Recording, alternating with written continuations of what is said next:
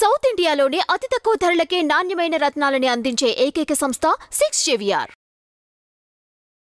నమస్తే అండి, welcome to tree media devotion.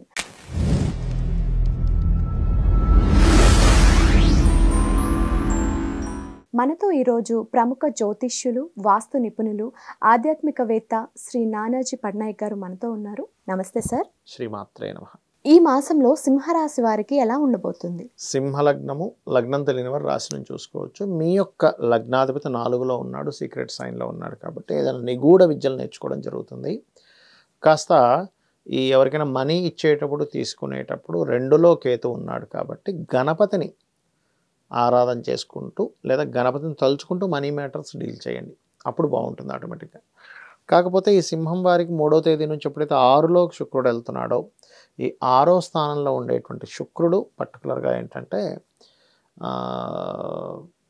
ఈ అనవసరమైనటువంటిది అంటే అట్లాగా వివాహ సంబంధించినటువంటి విషయంలో తొందరపాటు పడి కొన్ని నిర్ణయాలు తీసుకోవడం జరుగుతూ ఉంటుంది. వివాహ సంబంధాలు కూడా ఈ 6లో శుక్రుడు ఉన్నప్పుడు ఒక 1 మంత్ వరకు పెద్దగా కుదరవు, లేదా స్త్రీలతో అనవసరమైన శత్రుత్వాలు ఏర్పడుతుంటాయి, అదొకటి చూసుకోవాలి.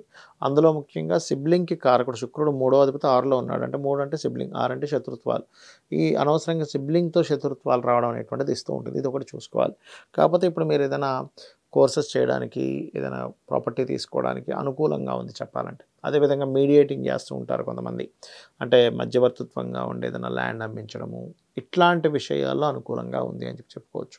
అయితే సింహం వారికి 16వ తేదీ నుంచి పంచమంలోకి ఎప్పుడైతే వెళ్తున్నాడో, ఇది కొంచెం రాజకీయ నాయకులకి మంచి యోగము, మంత్ర సాధనకి మంచి యోగము, ముఖ్యంగా 16 డిసెంబర్ నుంచి. అదేవిధంగా సప్తమ శని అనేటువంటిది ఏంటంటే కొంచెం వివాహ నిర్ణయాలు, వివాహ సంబంధించిన విషయాలు కొంచెం మూమెంట్ కదలడానికి కొంత టైం పడుతూ ఉంటుంది.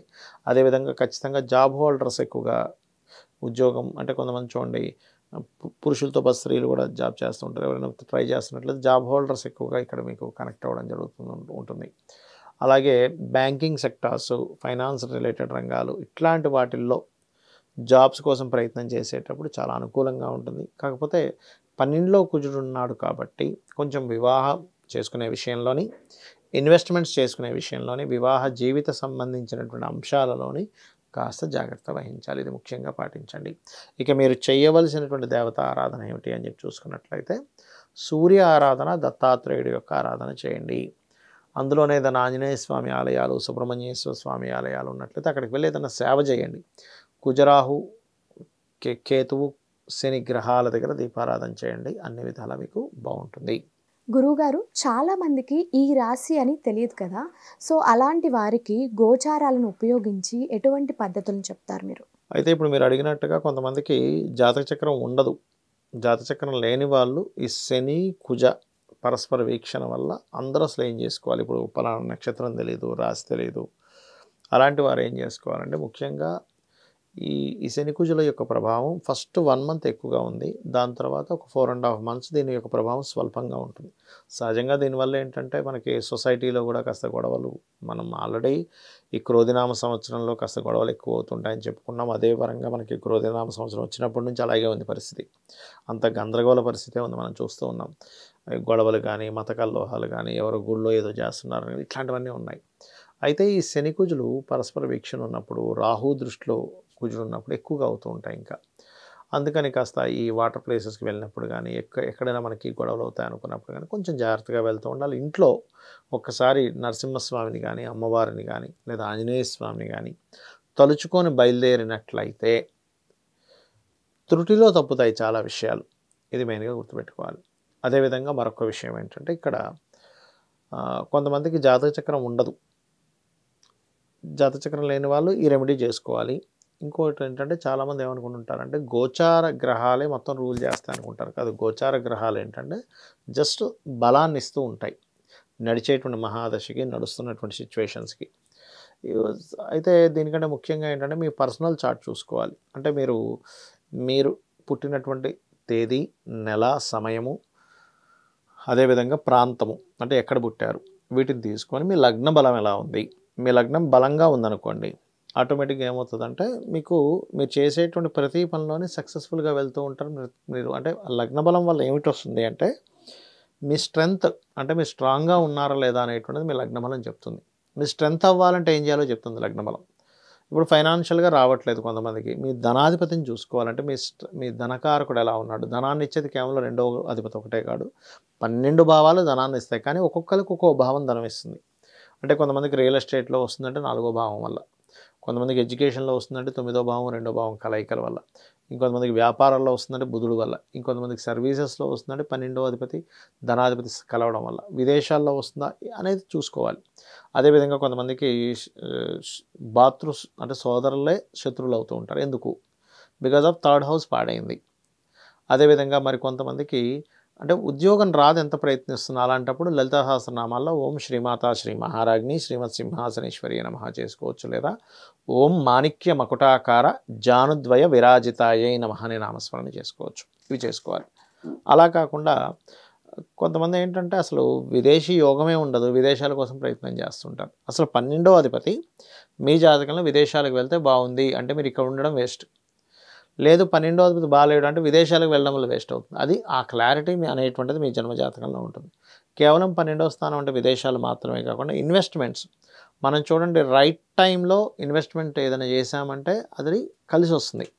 రైట్ టైం ఇన్వెస్ట్మెంట్స్ ఎట్లా తెలుసుకుంటాము? మీ 12వ స్థానం ఏదైతే ఉందో అది ఫ్రూట్ఫుల్ అయ్యే టైమ్స్ కొన్ని ఉంటాయి. ఈ టైంలో ఇన్వెస్ట్మెంట్ చేస్తే మంచిది, ఈ టైంలో ఇన్వెస్ట్మెంట్ చేస్తే మంచిది కాదని రెండు ఉంటాయి అక్కడ. అది రైట్ టైం ఇన్వెస్ట్మెంట్ ఎప్పుడు కూడా మంచి ఫలితాలు ఇస్తుంది. ఆ రకంగా ఏంటంటే మీది రైట్ టైం ఇన్వెస్ట్మెంటా కాదా అనేటువంటిది ముఖ్యంగా తెలుసుకోవాలి. ఓకే, అది మెయిన్గా చూసుకోవాలి. అది మీ 12వ స్థానాధిపతి, మీ ధనాధిపతి, మీకు ఏ మహాదశ నడుస్తుంది, ఏ అంతర్దశ నడుస్తుంది, అప్పుడు మీరు ఈ గోచారం. అయితే మీకు ఇక్కడ సందేహం కలగవచ్చు, మరి ఈ గోచార ఫలితాలు ఎందుకు చెప్పుకుంటున్నాం ప్రతి నెల అంటే, ఇప్పుడున్న కండిషన్, ఇప్పుడు బయట వాతావరణం ఒక రకంగా ఉంది. మనం అనుకుంటాం ఏంటి, ఇప్పుడు కొంతసేపు అయితే బాగా వర్షం పడుతుంది, లేకపోతే ట్రాఫిక్ జామ్ ఉంటుంది అనుకుంటాం ఒక దగ్గరికి వెళ్ళాలంటే. టైం బట్టి మార్నింగ్ 6కో 7కో మనం కార్ వేసుకుని వెళ్తే పెద్ద ట్రాఫిక్ ఉంటుంది. అదే 9 o'clock పీక్ టైం అయితే ఎక్కువ ట్రాఫిక్ ఉంటుంది, టైం ఎక్కువ పడుతుంది. అది మనం బయట ఉండే ట్రాఫిక్ని క్యాలిక్యులేట్ చేసుకుని మనం ఎలా అయితే ముందుగా బయలుదేరడమో, ఆ టైం సరిపోయేలాగా ఎలా బయలుదేరతామో, సేమ్ యాజ్ ఇట్ ఈజ్ గోచారం కూడా అంతే. ఇప్పుడు గోచార గ్రహాలు ఈ ఫలితాలు ఇస్తున్నాయి కాబట్టి ఈ ఫలితాలు ఇచ్చేటప్పుడు నేను ఈ ప్రయత్నం అనేటువంటిది ఇంకొంచెం ఎక్కువ ఎఫర్ట్ పెట్టాలి. లేకపోతే నాకు ఈ ప్రయత్నం కరెక్ట్ కాదు అనేది, ఇప్పుడు ఉదాహరణకి పంజాగుట్ట నుంచి గచ్చిబౌలియో వెళ్ళాలనుకోండి. మీరు పంజాగుట్ట నుంచి గచ్చిబౌలి ఉదాహరణకి ఖాళీ టైం ఉంటే 15 minutesలో వెళ్ళిపోతాం. అదే పీక్ టైంలో అయితే 45 minutes పట్టవచ్చు. అప్పుడు మీ ప్రయత్నం 15 minutesలో వెళ్ళాలంటే వెళ్ళలేరు, 45 minutes టైం కావాలి అక్కడ. అలాగే గోచారం కూడా ఏం చెప్తుందంటే, ఇది మీకు ఇప్పుడు మీరు చేస్తున్న ప్రయత్నానికి గోచార గ్రహాలు ఎంత బలంగా ఉన్నాయి చెప్తుంది. అది మనం చెప్పుకునేటువంటి మాస ఫలితాలు. కాబట్టి మీ పర్సనల్ చార్ట్లో ఏ యోగం ఉందో చూసుకోవాలి, గోచార పరంగా ఏ యోగం ఉందో చూసుకోవాలి. చాలామంది కూడా ఏంటంటే వివాహం ప్రయత్నం చేస్తూ ఉంటారు, 7th house అసలు వాళ్ళ పర్సనల్ చార్ట్లో యాక్టివే అవ్వదు.